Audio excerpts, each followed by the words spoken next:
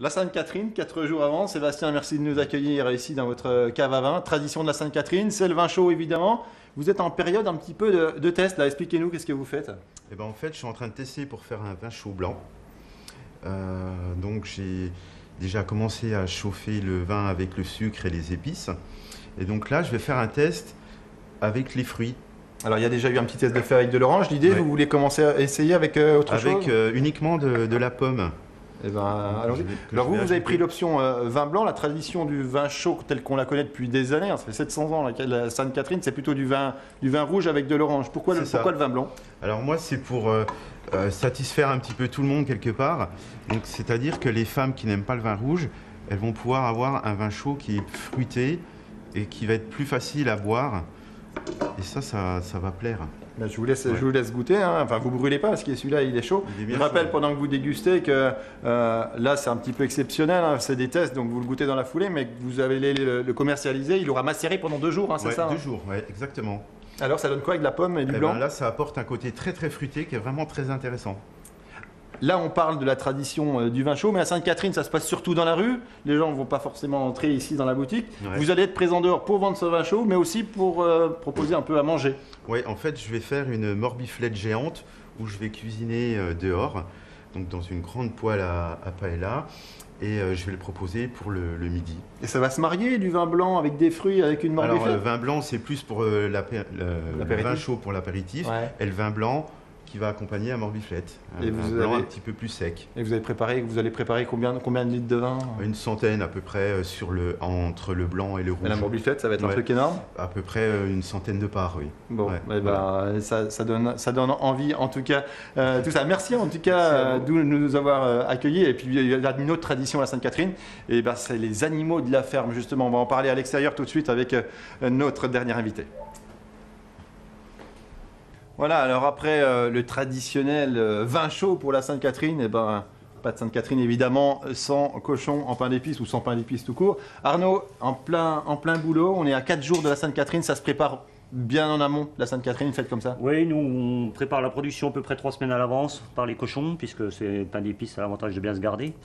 Et puis généralement, voilà, la dernière semaine, on attaque les pavés qui sont fourrés à la ganache. Donc comme la ganache c'est un petit peu plus délicat, on les fait en dernier pour des questions d'hygiène. Voilà. C'est un gros travail, c'est un gros marché, hein, que tout le monde se partage un petit peu pendant la Sainte-Catherine. Vous avez pris du renfort, vous, pour l'occasion? Oui, tous les ans, je fais appel à Mélissa qui vient me dépanner pour Sainte-Catherine et la période de Noël.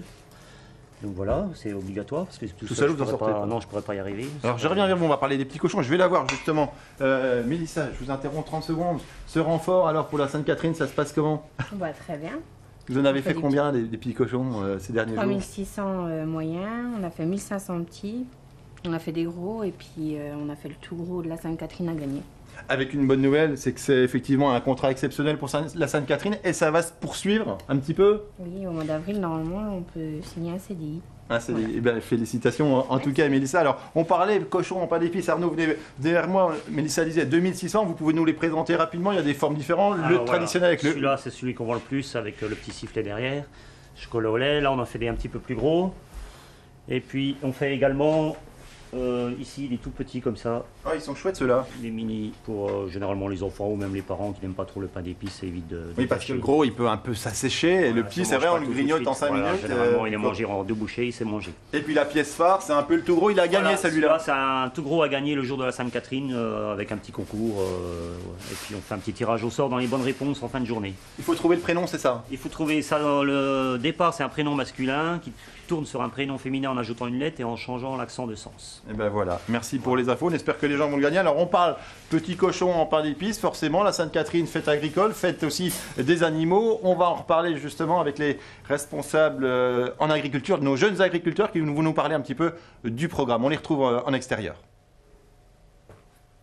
Place René, au cœur de Vesoul, c'est actuellement un champ de voitures. Ça va pas durer, Gérald, ce sera pas comme ça dimanche? Non, dimanche ce sera pas comme ça du tout. Les voitures vont laisser place aux animaux de la ferme, notamment à des vaches laitières, des vaches aussi de viande, de race charolaise, des vaches montbéliardes. À peu près une 50aine d'animaux bovins et une 30aine de chevaux. C'est un rendez-vous important, la Sainte-Catherine, pour les agriculteurs. Pourquoi? C'est un rendez-vous historique pour les agriculteurs. C'est une foire historiquement agricole, mais qui avait perdu cette vocation agricole et aujourd'hui on veut y redonner cette grandeur rurale. C'est une vitrine ou c'est aussi l'occasion de faire des affaires, de vendre des animaux? Les gens viennent voir ou ils viennent acheter aussi? Les gens vont beaucoup venir voir, c'est une vitrine pour communiquer sur le monde agricole. Il y aura néanmoins une vente aux enchères d'animaux qui auront préalablement passé par un petit concours, et notamment un concours avec le prix de la ville de Vesoul. Voilà, avec une petite précision quand même, c'est pour ceux qui voudraient venir voir le petit cochon autrement qu'en pain d'épices. Les cochons en chair en os, malheureusement, ils ne seront pas présents à cause de problèmes sanitaires. Voilà, donc pas de petits cochons en chair en os, des cochons en pain d'épices, oui. Et puis plein d'animaux de la ferme et des jeunes agriculteurs passionnés à rencontrer. Rendez-vous est pris dimanche à Vesoul.